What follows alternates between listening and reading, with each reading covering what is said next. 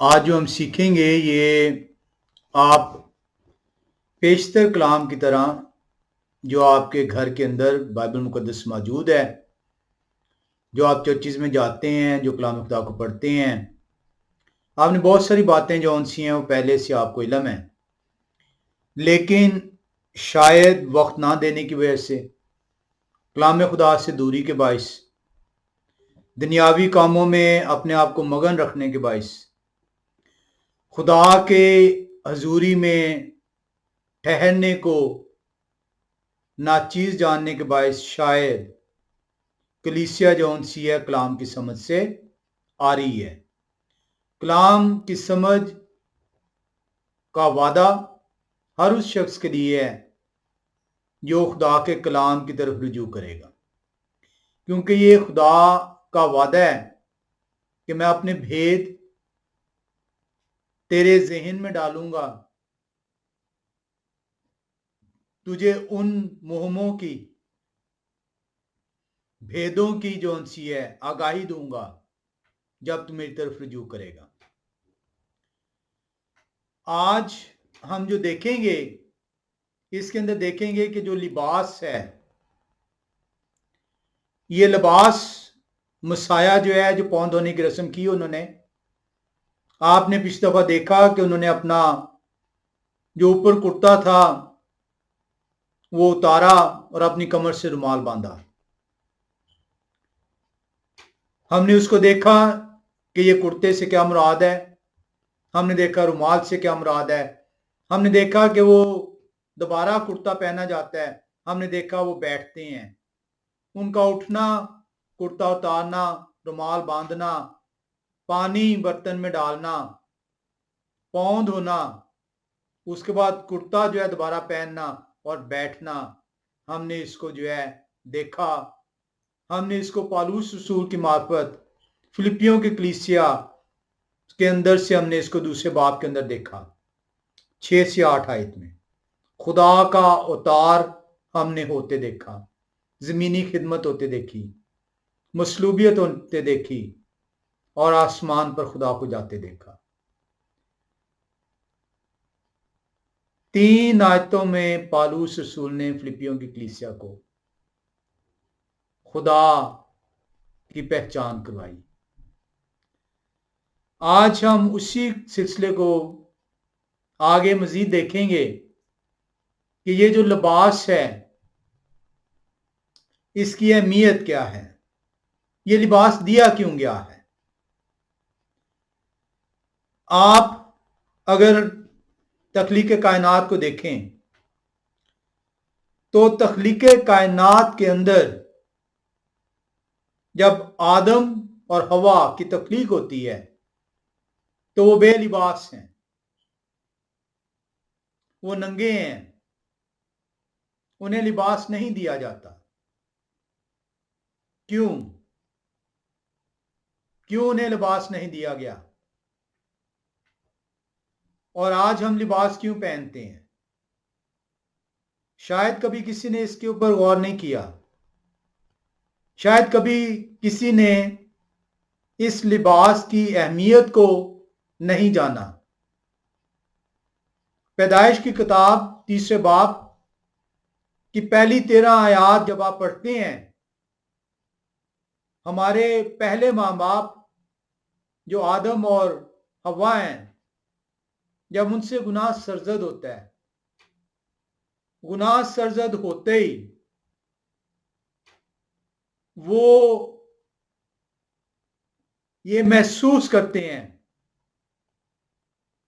कि वो नंगे हैं, और इसके रद्द-ए-अमल में वो अपने नंगेपन को छुपाने के लिए अपने आप को अंजीर के पत्तों से ढांपते हैं। सवाल ये उभरता है, क्यों उन्हें ये महसूस हुआ कि वो नंगे हैं? क्या खुदा ने उन्हें नंगा नहीं बनाया था? क्या खुदा ने उन्हें नंगा नहीं देखा? क्या उन्होंने एक दूसरे को नंगा नहीं पहले देखा था?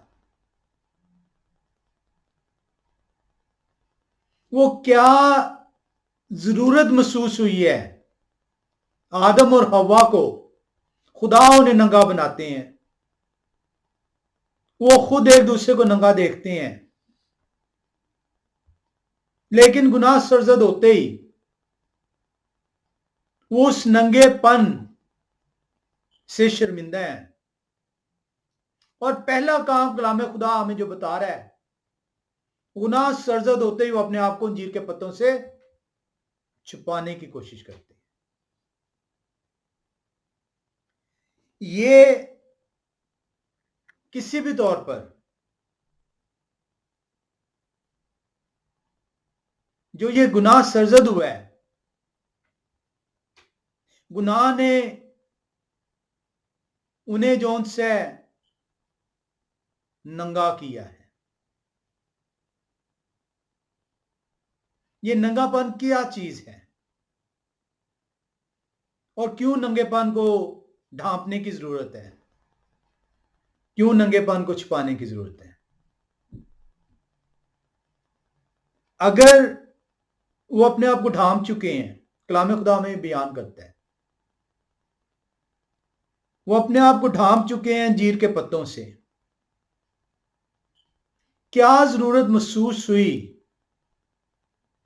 کہ خدا نے وہ انجیر کے پتوں کو قبول نہیں کیا، اس لباس کو قبول نہیں کیا؟ کیا ضرورت محسوس ہوئی کہ خدا نے ایک جانور کی قربانی دی اور اس جانور کی کھال سے ان کے لیے لباس تیار کیا اور ان کو دیا کہ وہ اپنے ننگے پن کو ڈھانپ سکیں؟ میں نے اور آپ نے بچپن سے کلام کے اس حصے کو پڑھا اور سنا، لیکن کیونکہ ہم کلام سے اتنے دور ہیں، عمریں گزر گئی، اپنے بچوں کو وہی تعلیم ہم نے دی، وہی ناقص تعلیم جو ہم نے اپنے ماں باپ سے پائی، اور یہ نسل در نسل سلسلہ چل رہا ہے۔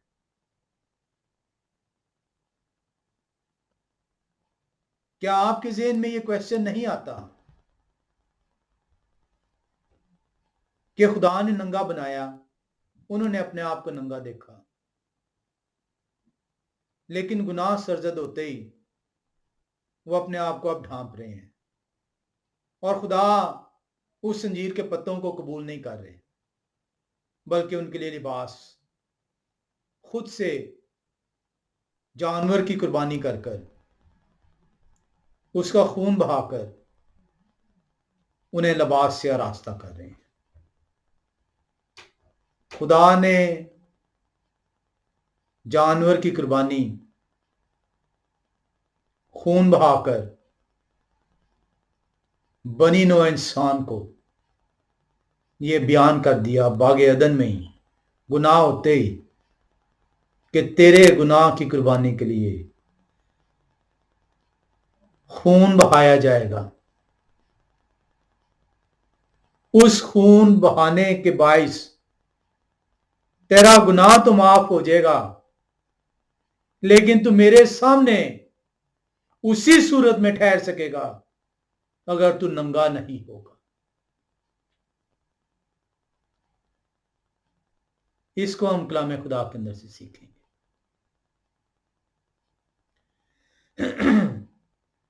لباس خدا کی حضوری میں ٹھہرنے کے لیے دیا گیا ہے، ادروائز خدا نے تو انسان کو ننگا بنایا تھا، اور انسان گناہ سے پہلے خدا کی حضوری میں تھا،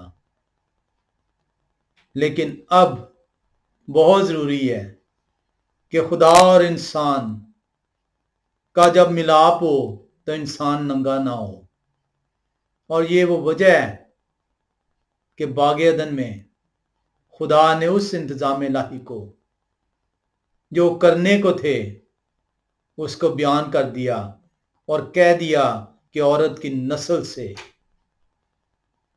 اس کو میں اس انتظام الہی کو میں پروان چڑھاؤں گا۔ آپ اس کو پیدائش تیسرے باب کی 21ویں آیت میں دیکھتے ہیں، جب خدا نے اس قربانی کا آغاز کیا، خدا نے عہد باندھا آدم اور حوا سے کہ تو مجھ سے دور ہو گیا، تو میرے سامنے اب ٹھہر نہیں سکتا، لیکن تیرے اس ننگے پن کو دور کرنے کے لیے خون بہانا پڑے گا۔ یہ آج جو قربانی جو ادا کی گئی ہے، جو خون بہا ہے، اس خون کے وسیلے سے تیرے گناہ مٹیں گے، اور لباس جو آج تجھے دیا گیا ہے، اس لباس کے ذریعے سے میرا اور تیرا ملاپ ٹھہر سکے گا۔ اس کو ہم آگے چل کر پرانے عہد نامے کے اندر چند حوالوں کے میں دیکھیں گے، اور اس کی مزید تصدیق نئے عہد نامے کے اندر دیکھیں گے۔ ہم جو ان سے سب سے پہلے جو دیکھیں گے کہ یہ جو لباس جو ہمیں اس لیے دیا گیا ہے تاکہ ہمارا ننگا پن ظاہر نہ ہو، تاکہ ہم خدا سے دور نہ ہو سکیں، خدا کی نزدیکی، خدا کی قربت کے لیے آپ کے ننگ کو چھپایا جانا ضرور ہے۔ آئیں ہم دیکھیں اس لباس کی اہمیت کو۔ ہم پیدائش کی کتاب 35ویں باب اور اس کی دوسری آیت میں آئیں گے۔ پیدائش کی کتاب 35واں باب میں آپ چلیں اور اس کی دوسری آیت میں آئیں۔ کلام خدا بیان کرتا ہے، خدا قدوس یعقوب سے عہد باندھنے لگے ہیں۔ خدا قدوس فرما رہے ہیں، تب یعقوب نے اپنے گھرانے اور اپنے سب ساتھیوں سے کہا کہ بیگانہ دیوتاؤں کو جو تمہارے درمیان ہیں دور کرو، اور طہارت کر کے اپنے کپڑے بدل لو۔ طہارت کر کے، طہارت ہونا ضروری ہے، اور یہ طہارت آج ہم پانی سے کرتے ہیں کپڑے پہننے سے پہلے، لیکن ہمیشہ کی زندگی کے لیے جو طہارت وہ خون کے وسیلے سے ہوئی ہے۔ جو پاکیزگی ہوئی ہے، طہارت پاکیزگی ہے، صفائی ہے، صاف ہے۔ صفائی کے بعد آپ کو لباس ملتا ہے، آپ اس سے پہلے لباس نہیں پہنتے۔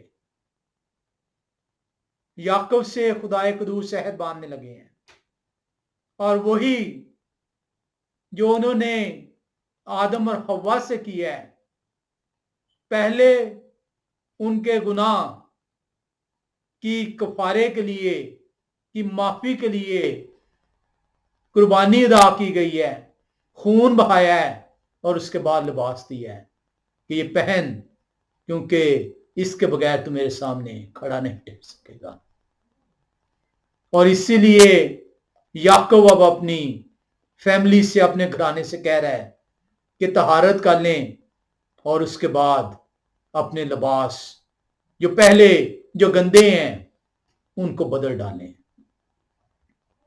ہم ایک اور حوالے میں آئیں گے، اور یہاں پہ ہم قوم کو جو ہے بدلتے دیکھیں گے، ہم قوم کو خدا کے سامنے آتے دیکھیں گے، لیکن قوم کو خدا کے سامنے آنے کے لیے پہلے طہارت کے عمل سے گزرنا ہوگا، اور پھر لباس پہننا ہوگا، کیونکہ بے لباسی کی حالت میں خدا کے سامنے آپ نہیں آ سکتے۔ ہم خروج 19ویں باب میں آئیں گے۔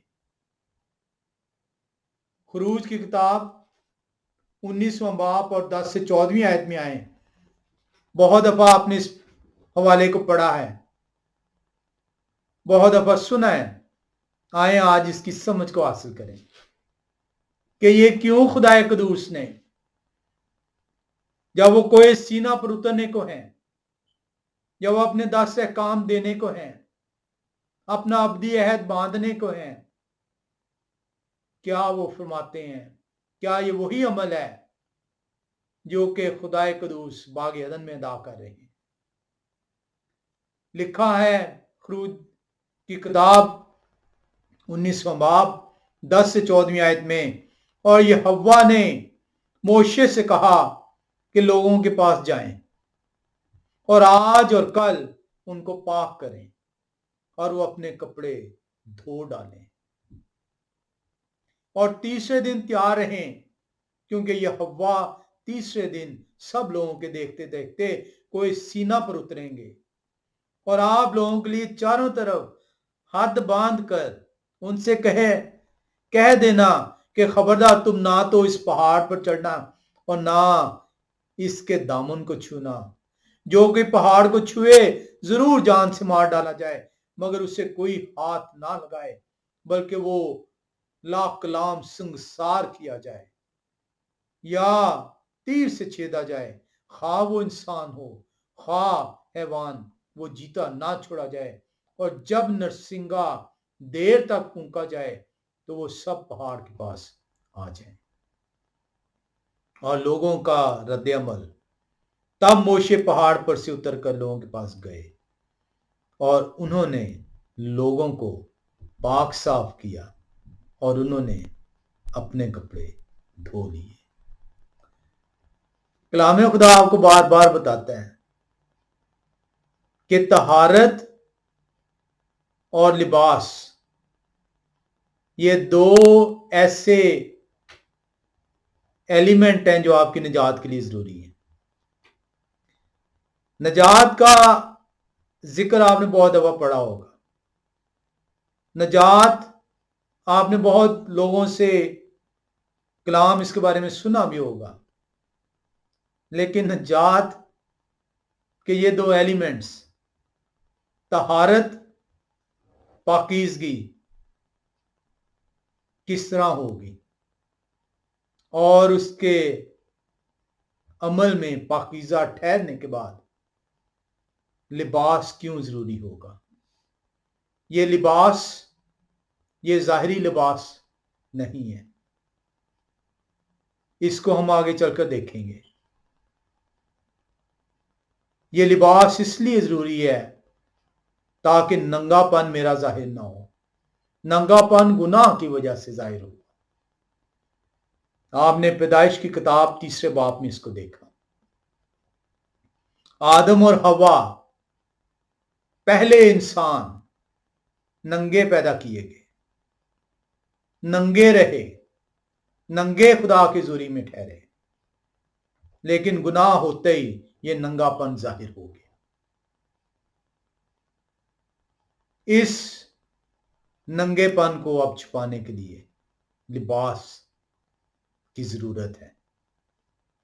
ہم دیکھتے ہیں کہ یہ خدا قدوس اس ننگے پن کو چھپانے کی جو رسم ادا کرتے ہیں، جو ایلیمنٹس دیتے ہیں، جو باغ عدن میں گناہ سرزد ہوتے ہی خدا قدوس کی طرف سے یہ مہیا کیا گیا، اسی کا سلسلہ اب تک قائم رہے گا۔ خدا لا تبدیل خدا ہے، خدا بدلتے نہیں ہیں، اور اس کو آپ آگے چل کر دیکھیں گے کہ یہ سلسلہ کیسے اب تک قائم رہے گا۔ آپ دیکھتے ہیں کہ یہ جو لباس ہے یہ سمبلائز کرتا ہے یہ تشبیہ بیان کرتا ہے، یہ استعارہ ہے، استعارہ ہے کس چیز کا؟ کہ آپ خدا کی حضوری میں ٹھہرنا ہے تو لباس آپ کو پہننا ہوگا۔ آئے ہم ہیکل کی طرف بڑھیں اور دیکھیں ہیکل کو کہ ہیکل میں خدمت گزاری کے لیے واضح طور پر حکم دیا گیا کہ میری حضوری میں آنا ہے۔ آئے موشے نے بتا دیں ہیکل میرا مقدس ٹھہرے گی، میرا گھر کہلائے گی، میں وہاں پہ موجود ہوں گا، اور میری حضوری میں ننگے مت آ جانا۔ لباس کا حکم دے دیا گیا، اور اس کو آپ خروج کی کتاب 28ویں باب میں دیکھتے ہیں، اعبار کی کتاب 16ویں باب میں دیکھتے ہیں، خروج کی کتاب 28ویں باب کے اندر مخصوص قسم کا لباس خدا قدوس کی طرف سے دیا۔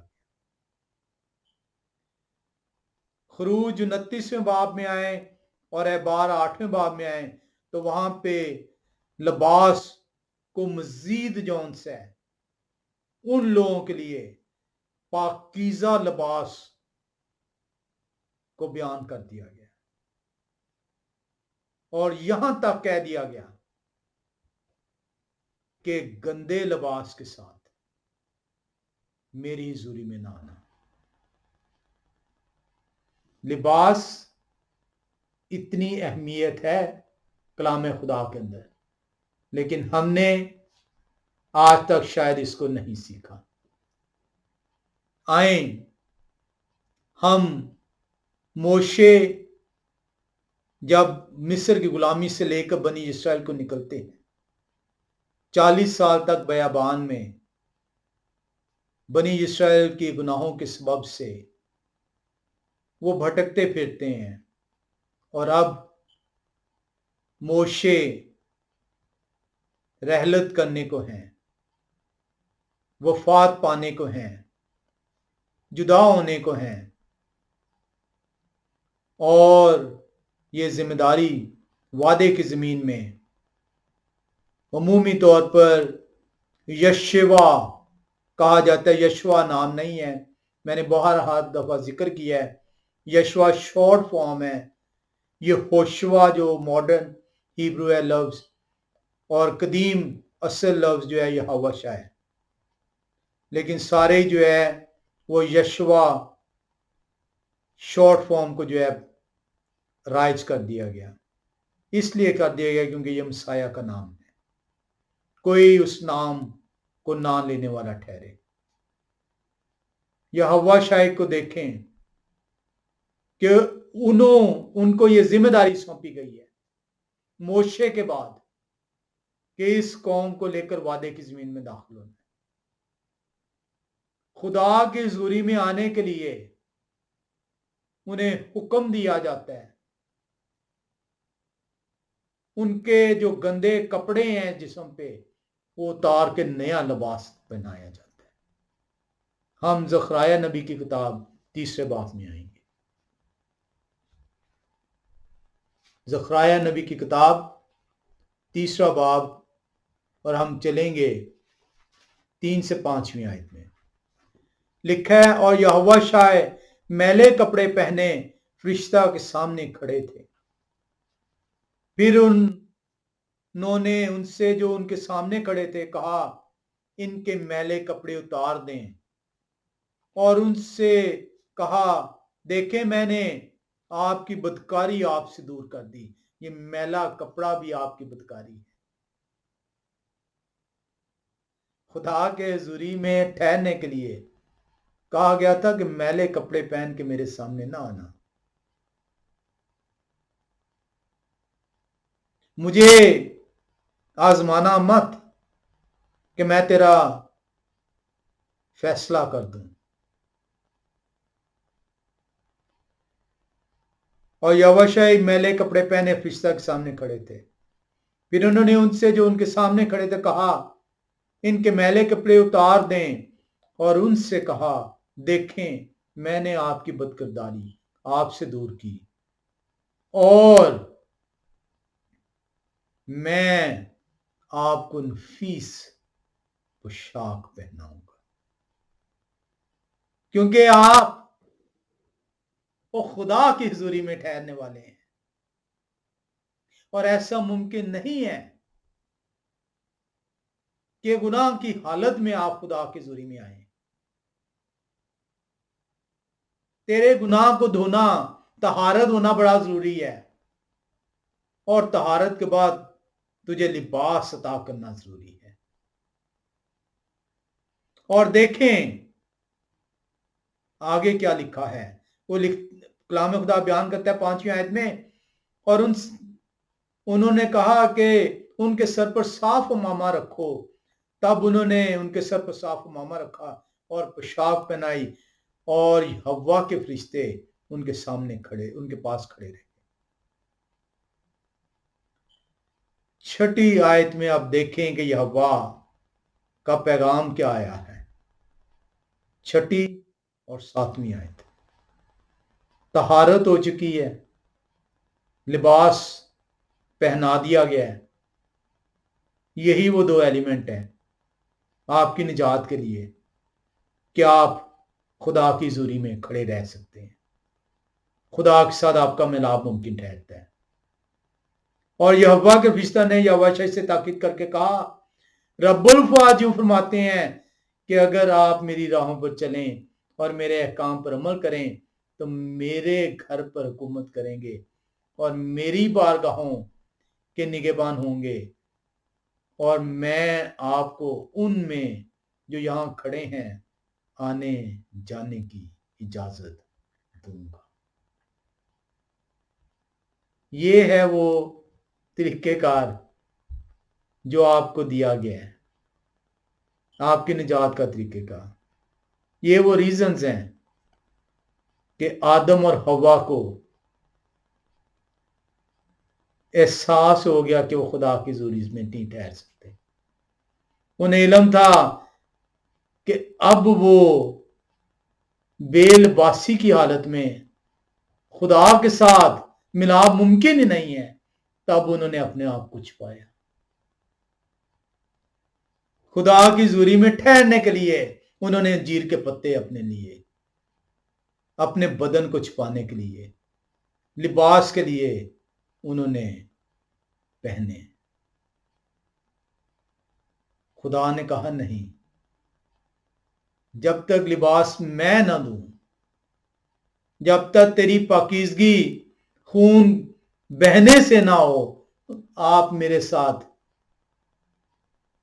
शामिल नहीं ठहर सकते। खुदा ला तब्दील खुदा है। इसी निजात को जो बाग़ अदन में दिखाई गई जमीन पर यहोवा शायद जब खुदा जिस्म की सूरत में उतरते हैं वो अदा करते हैं। हम इसको आगे चलकर मजीद सीखेंगे। हम नए ऐनामे के कुछ हवालों में आएंगे और देखेंगे कि नए ऐनामे के अंदर वो खुदा जो आसमानों के खुदा हैं, अब वही खुदा जब जिस्म की सूरत अख्तियार के जमीन पर आते हैं तो खुदा तो ला तब्दील खुदा है। उनका मियार यकसा है, उनके अहकाम अबदी हैं। हम इसी लिबास को जो खुदा की हुजूरी में ठहरने के लिए दिया गया है इंसान को, ताकि उसका नंगापन जाहिर ना हो, हम इसे नए नामे में देखेंगे। आप सबको जौन से मत्ती रसूल की इंजील 22वें बाब में एक वाकया जो पहली 14 आयात में बयान किया गया याद होगा। शादी की तकरीब है, اور جو میزبان ہے وہ ایک مہمان پر اس کی نظر پڑتی ہے، وہ شادی کی تقریب میں شامل ہے لیکن وہ شادی کے لباس میں نہیں ہے۔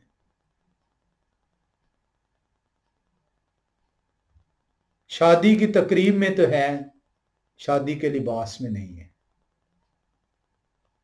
قصور اس کا صرف یہ ہے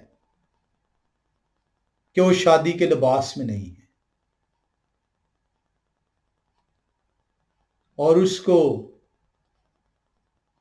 اس تقریب سے نکال دیا جاتا ہے۔ یہ ہے لباس کی اہمیت۔ اگر میں اپنے آپ کو انجیر کے پتوں سے ڈھانپتا ہوں تو خدا کی بادشاہت میں داخل نہیں ہو سکوں گا۔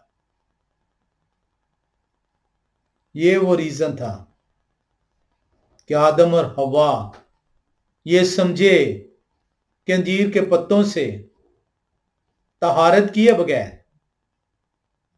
وہ پاکیزگی حاصل کر پائیں گے، اپنے ننگے پن کو چھپا پائیں گے، خدا کی حضوری میں ٹھہر سکیں گے، پھر سے ملاپ ممکن ٹھہرے گا۔ خدا نے انہیں بتا دیا کہ میرا اور انسان کا ملاپ خون بہائی کے بغیر ممکن نہیں، اب طہارت کے بغیر ممکن نہیں۔ یہ خون کا بہنا ضرور ہے تاکہ تو پاکیزہ ٹھہر سکے، اور پاکیزگی کے بعد ہی تجھے لباس عطا ہوگا۔ آئیں ہم دیکھیں پالوس رسول کو کہ وہ کرنتھس کی کلیسیا کو کیا بیان کر رہے ہیں۔ ہم دوسرے کرنتھیوں کی کتاب 5ویں باب میں چلیں گے۔ دوسرا کرنتھیوس 5واں باب اور پہلی 5 آیات اس لباس کی طرف اشارہ کر رہی ہے جس کا مہیا کیا جانا خدا کی طرف سے ضرور ہے۔ اگر یہ خدا کی طرف سے لباس نہیں ہے اور یہ میں اور آپ آدم اور حوا کی طرح اپنے ننگے پن کو چھپانے کے لیے انجیر کے پتوں سے اپنے آپ کو ڈھانپ رہے ہیں تو یہ قبولیت نہیں ہے۔ کرنتھس کی کلیسیا کو پالوس رسول ایسے نہیں کہتے کہ جو کچھ مسیح سے سنتا ہوں وہی تم سے بیان کر دیتا ہوں، جیسا وہ مجھے بتاتے ہیں ویسا تمہیں کہہ دیتا ہوں۔ دوسرا کرنتھیوں 5واں باب پہلی 5 آیات آپ کی خدا سے ملاپ، آپ کے ننگے پن کو چھپانے کا بندوبست کلام خدا سکھاتا ہے۔ لکھا ہے کیونکہ ہم جانتے ہیں کہ جب ہمارا خیمہ کا گھر جو زمین پر ہے گرایا جائے گا تو ہم کو خدا کی طرف سے آسمان پر ایک ایسی عمارت ملے گی جو پتھر کا بنایا ہوا گھر نہیں بلکہ ابدی ہے۔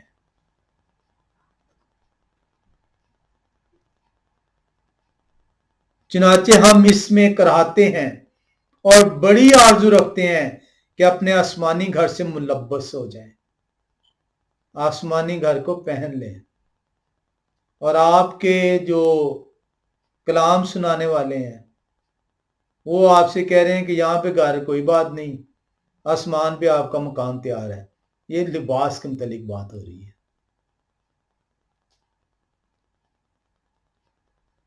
ملبس پہن لینا۔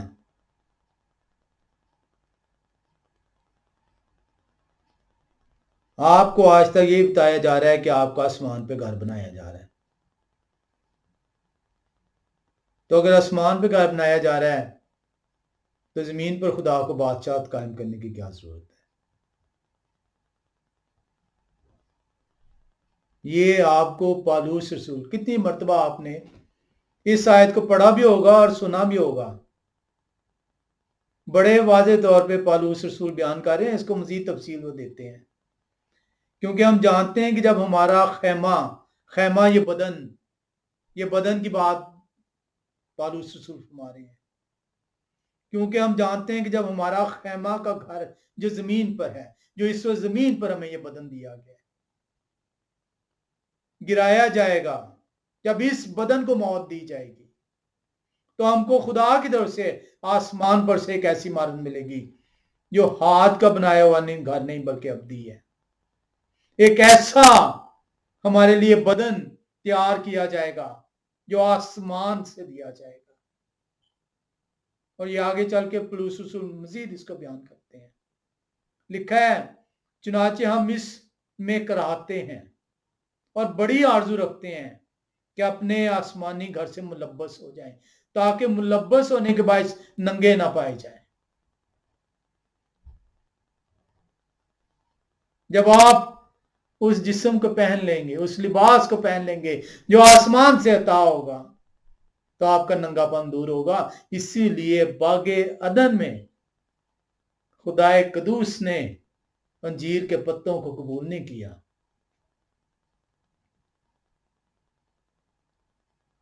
کیونکہ وہ نیلم تھا۔ آدم اور حوا کو بتا دیا گیا کہ تیرا ننگا پن تیرے اس گناہ کی وجہ سے جو عیاں ہو گیا ہے، اب تو میری حضوری میں نہیں ٹھہر سکتا جب تک کہ میں لباس نہ مہیا کر دوں۔ لیکن لباس مہیا کرنے سے پہلے تیری طہارت ضروری ہے، اور طہارت کے لیے خون بہنا ضروری ہے۔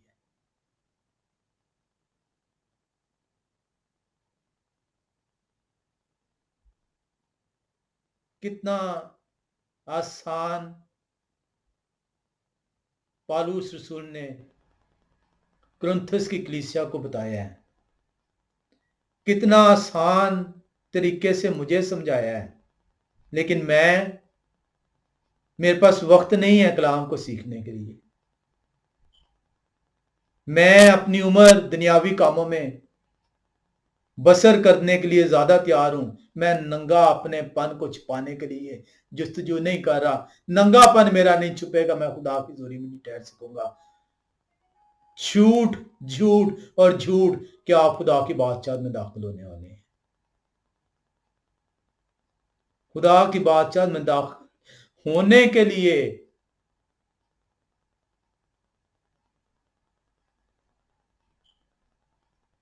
آپ کی طہارت اور آپ کو لباس خدا کی طرف سے مہیا کیا جائے گا،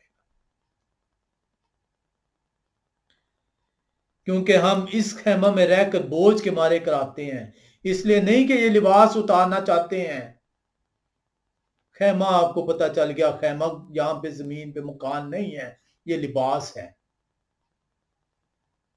کیونکہ ہم اس خیمہ میں رہ کر بوجھ کے مارے کراتے ہیں۔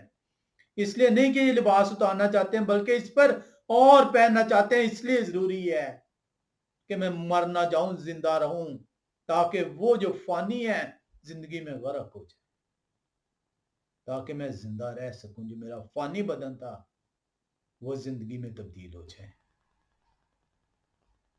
اور جنہوں نے ہم کو اس بات کے لیے تیار کیا وہ خدا ہیں، اور انہی نے ہمیں روح بیان نامے دیا۔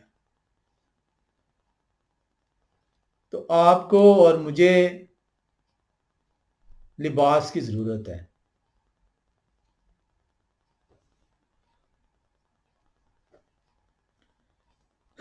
میں نے تو آج تک اس لباس کو نہیں سمجھا تھا، اور اس لیے نہیں سمجھا تھا کہ خدا اسی کو حکمت دیتے ہیں جو خدا کی طرف رجوع کرتا ہے۔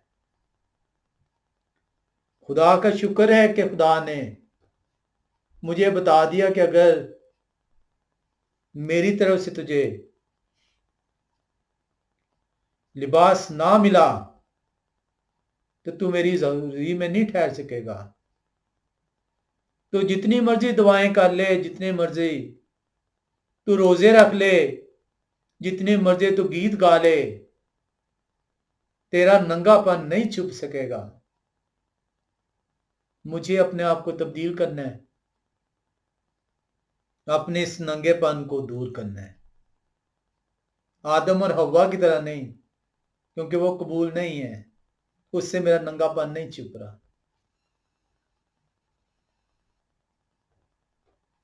پالوس رسول نے واضح طور پر بیان کر دیا کہ کس قسم کا لباس ہمارے ننگے پن کو چھپائے گا، کیوں چھپائے گا، کیا ضرورت پڑی ہے اس کی، تاکہ فانی زندگی میں غرق ہو جائے. اور دے گا کون؟ خدا.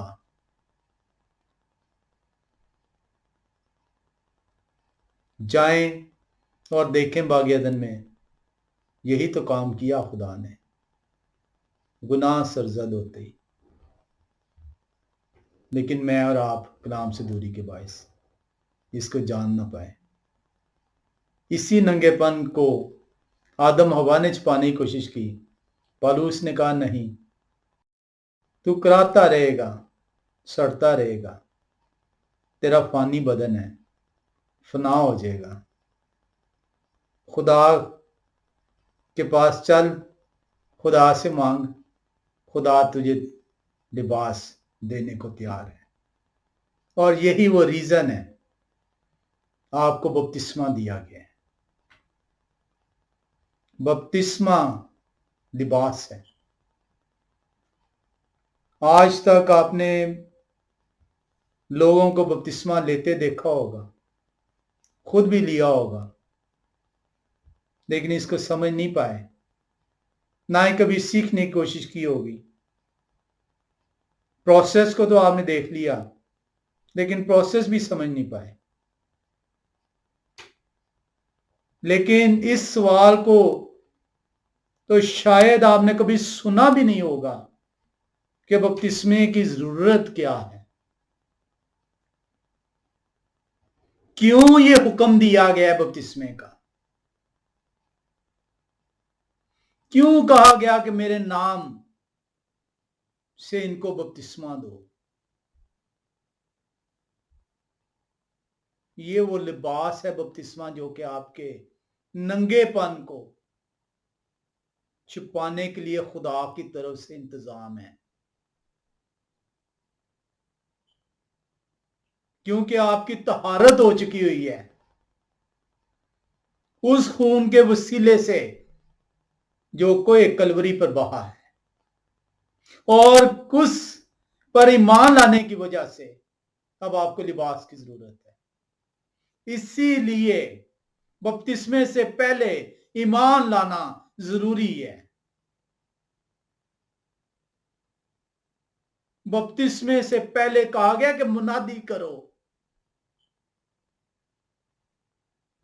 منادی کرو کہ تیرے گناہ معاف ہو چکے ہیں. توبہ کی منادی کرنے کو کہا گیا پہلے کہ توبہ کر، رجوع لا، گڑ گڑا، معافی مانگ، تو وہ خون جو کوئی کلوری پہ بہا ہے اس سے تیری طہارت ہو جائے گی، تو پاکیزہ ٹھہر جائے گا، اور تجھے آسمان سے لباس مہیا کیا جائے گا. اسی لیے بپتسمہ کا انعام روح القدس ہے، تاکہ لباس داغدار نہ ہو جائے، دوبارہ اسے داغ نہ لگیں. کیونکہ داغدار لباس یا شاہی کو آپ نے دیکھا وہ نہیں کھڑا رہ سکتے تھے، لباس تبدیل کیا گیا.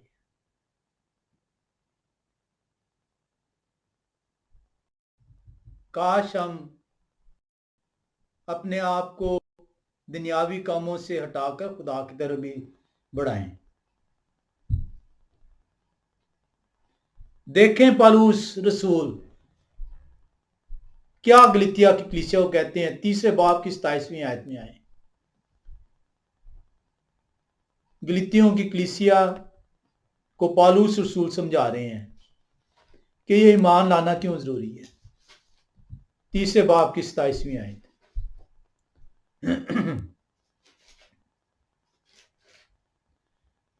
وہ کہتے ہیں اور تم سب جتنوں نے مسیح میں شامل ہونے کا بپتسمہ لیا، وہ مسیح کو پہن لیا.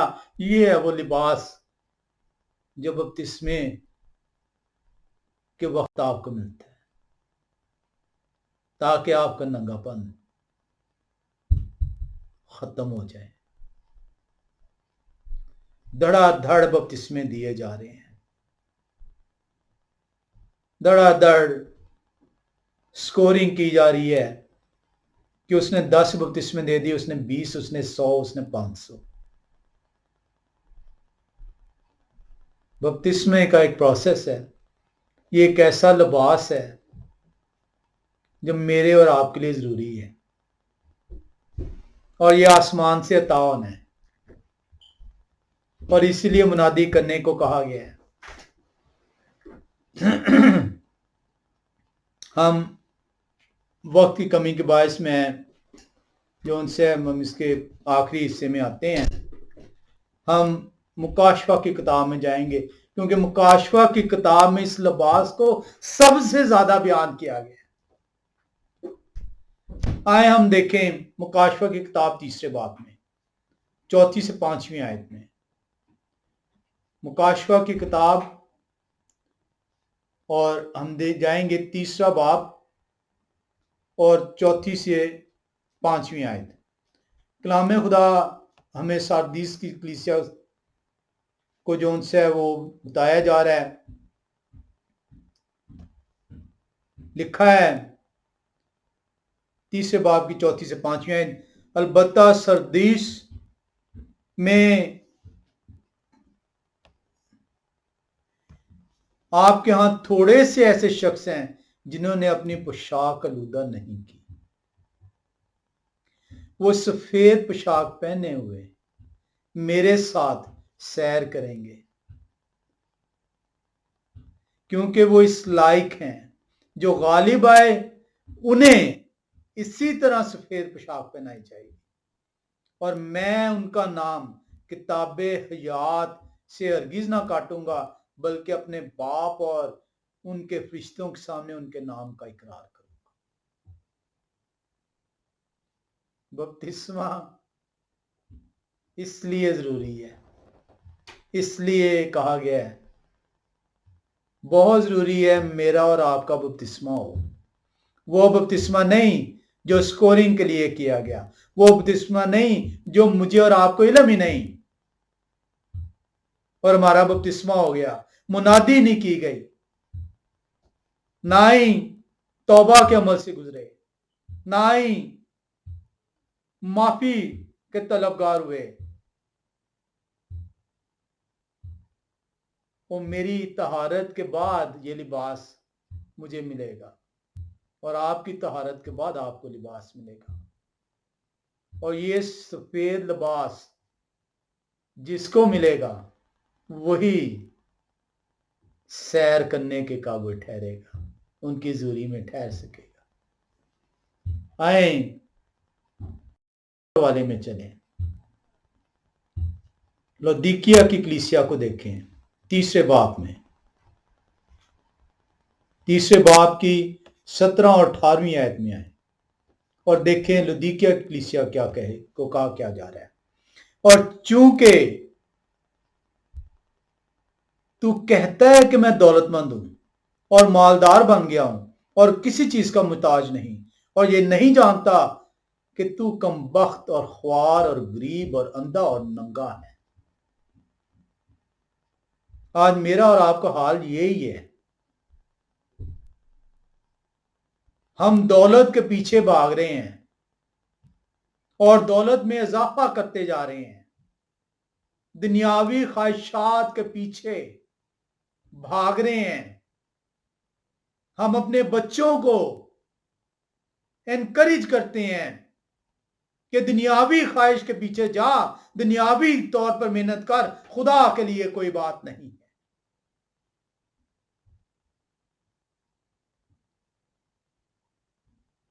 یہ میرے اور آپ کے لیے پیغام ہے. مکاشفے کی کتاب کے اندر میرے اور آپ کے لیے یہ پیغام ہے. میں نے اور آپ نے اپنی اولاد کو، اپنے آپ کو اگر اس ہوس سے نہ نکالا تو بے لباس ٹھہروں گا. مذاق نہ اڑائیں کلام خدا کا. بار بار تنبیہ کی جا رہی ہے خدا کی طرف سے آپ کو. اور چونکہ تو کہتا ہے کہ میں دولت مند ہوں اور مالدار بن گیا ہوں اور کسی چیز کا محتاج نہیں، اور یہ نہیں جانتا کہ تو کم بخت اور خوار اور غریب اور اندھا اور ننگا ہے. اس لیے میں تجھے صلاح دیتا ہوں کہ مجھ سے آگ میں تپایا ہوا سونا خرید لے تاکہ دولت مند ہو جائے، اور سفید پوشاک لے تاکہ تو اسے پہن کر ننگے پن کے ظاہر ہونے کی شرمندگی نہ اٹھائے، اور آنکھوں میں لگانے کے لیے سرما لے تاکہ تو بینا ہو جائے.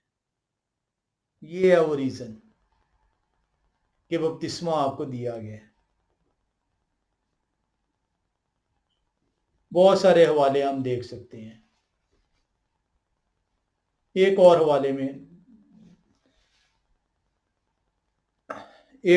میں چلتے ہیں. یہ حوالہ ہے ان لوگوں کے لیے جو پاکیزہ ہوئے ہیں، جن کے لیے کفارہ ادا ہوا ہے، اور جن کو یہ لباس دیا گیا. اس کفارے کے بعد انہوں نے قبول کیا، بپتسمہ لیا ہے. لکھا ہے مکاشفہ 7ویں باب کے اندر، مکاشفے کی کتاب 7واں باب، اور ہم جو ہے وہ جائیں گے 9 آیت میں، اور اس کے بعد پھر 13-14 آیت دیکھیں گے. مکاشفہ کی کتاب 7واں باب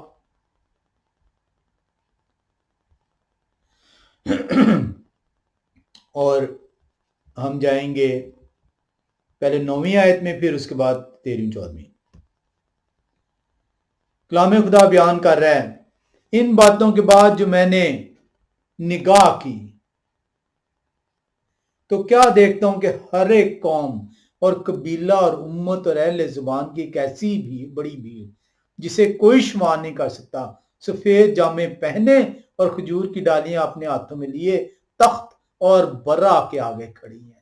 یہ وہ لوگ ہیں جنہوں نے توبہ کی، بپتسمہ کے عمل سے، پروسیس سے گزرے ہیں، اور ان کو بپتسمہ دیا گیا ہے. یہ میرے اور آپ جیسے نہیں لوگ جنہوں نے بچپن سے بپتسمہ لیا ہوا ہے، جو توبہ کے عمل سے گزرے نہیں ہیں، جنہوں نے کفارہ قبول کر لیا بغیر سوچے سمجھے یا بغیر جانے، بغیر معافی مانگے. لکھا ہے ان باتوں کے بعد جو میں نے نگاہ کی تو کیا دیکھتا ہوں کہ ہر ایک قوم اور قبیلہ اور امت اور اہل زبان کی ایک ایسی بڑی بھیڑ جسے کوئی شمار نہیں کر سکتا، سفید جامے پہنے اور کھجور کی ڈالیاں اپنے ہاتھوں میں لیے ہوئے تخت اور برا کے آگے کھڑی ہیں. 13ویں-14ویں آیت بیان کرتی ہے، اور بزرگوں میں سے ایک نے مجھ سے کہا، یہ سفید جامے پہنے ہوئے کون ہیں اور کہاں سے آئے ہیں؟ میں نے ان سے کہا کہ آئے میرے خداوند، آپ ہی جانتے ہیں. انہوں نے مجھ سے کہا، یہ وہی ہیں جو اس بڑی مصیبت میں سے نکل کر آئے ہیں. انہوں نے اپنے جامے برا کے خون سے دھو کر سفید کیے ہیں.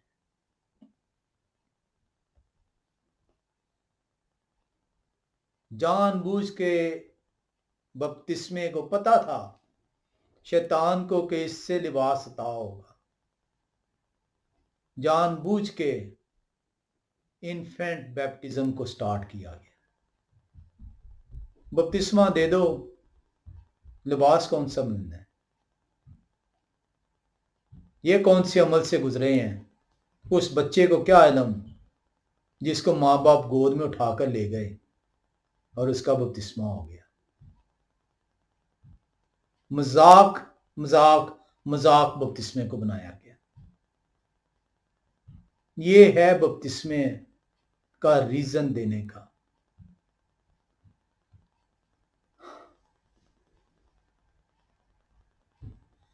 بے شمار حوالے ہیں، وقت کی کمی کے باعث میں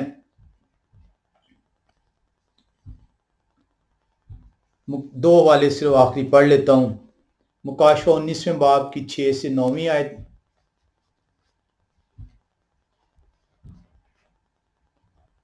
مکاشفہ کی کتاب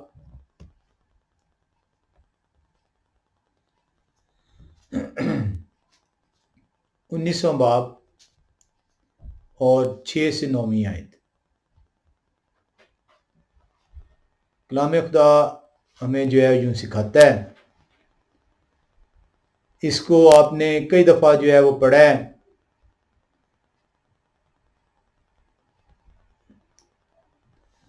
19ویں باب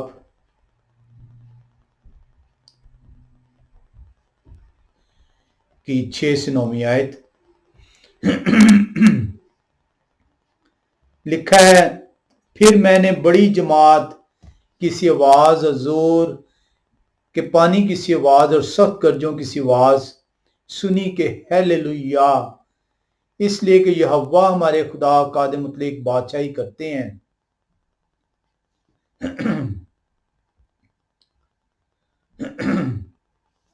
آؤ ہم خوشی کریں اور نہایت شادمان ہو اور ان کی تمجید کریں، اس لیے کہ برا کی شادی آ پہنچی اور ان کی بیوی نے اپنے آپ کو تیار کر لیا، اور ان کو چمکدار اور صاف مہین کتانی کپڑے پہننے کا اختیار دیا گیا، کیونکہ مہین کتانی کپڑے سے مقدس لوگوں کی راست بازی کے کام مراد ہیں۔ یہ ہے وہ ریزن، یہ ہے وہ سفید لباس جو آپ کو آسمان سے مہیا کیا گیا، جس کی شروعات باغ عدن سے ہوئی۔ اور انہوں نے مجھ سے کہا، لکھیں مبارک ہیں وہ جو برا کی شادی کی ضیافت میں بلائے گئے ہیں۔ پھر انہوں نے مجھ سے کہا، یہ خدا کی سچی باتیں ہیں۔ آخری حوالے میں آئیں گے ہم، مکاشفہ کی کتاب کلام خدا کا آخری باب 14ویں آیت۔ لکھا ہے، مبارک ہیں وہ جو اپنے جامے دھوتے ہیں، کیونکہ زندگی کے درخت کے پاس آنے کا اختیار پائیں گے اور ان دروازوں سے شہر میں داخل ہوں گے۔ کلام خدا مجھے اور آپ کو یہ سکھا رہا ہے کہ گناہ کے وسیلے سے میں ننگے پن کا شکار ہوں، اسی طرح جس طرح میرے پہلے ماں باپ ننگے پن کا شکار تھے۔ انہوں نے انجیر کے پتوں سے اپنے آپ کو چھپانے کی کوشش کی۔